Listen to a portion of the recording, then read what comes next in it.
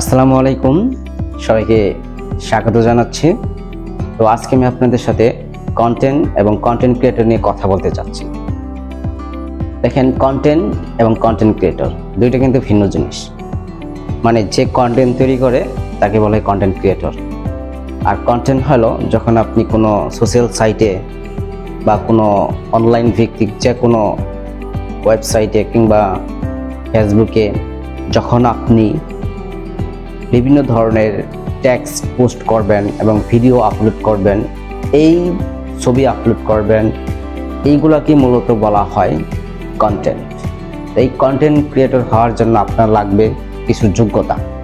এই যোগ্যতা আপনাকে আগেভাগেই অর্জন করে নিতে হবে।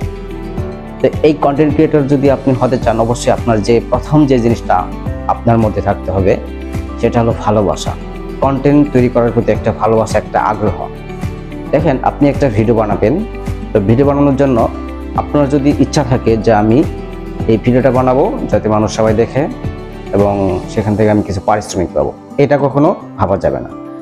তার মানে আপনাকে হতে হবে, যখন আপনি কন্টেন্ট ক্রিয়েটর হবেন তখন আপনার মধ্যে এই ভালোবাসাটা তৈরি করতে হবে যাতে কন্টেন্ট আমি যেখানে যাচ্ছি যাতে মানুষ আমার কাছ থেকে কোনো কিছু শিখে। এরকম চিন্তা ভাবনা নিয়ে আপনাকে কন্টেন্ট ক্রিয়েটর হতে হবে। তো কন্টেন্ট ক্রিয়েটর হওয়া এত কঠিন কিছু না, আবার সহজও না। মানে দুটার ব্যালেন্স ঠিক রেখে আপনাকে সামনে এগোতে হবে।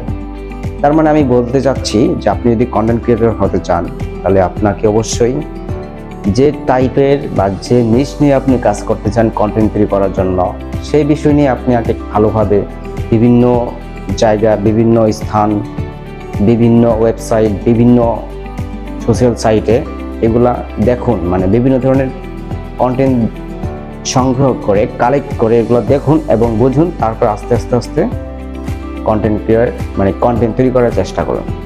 তাহলে একদিন অবশ্যই এই কন্টেন্ট ক্রিয়েটর হওয়ার জন্য যে আপনার যোগ্যতা থাকবে বা ছিল বা থাকবে, এটা একদিন অবশ্যই হয়ে যাবে।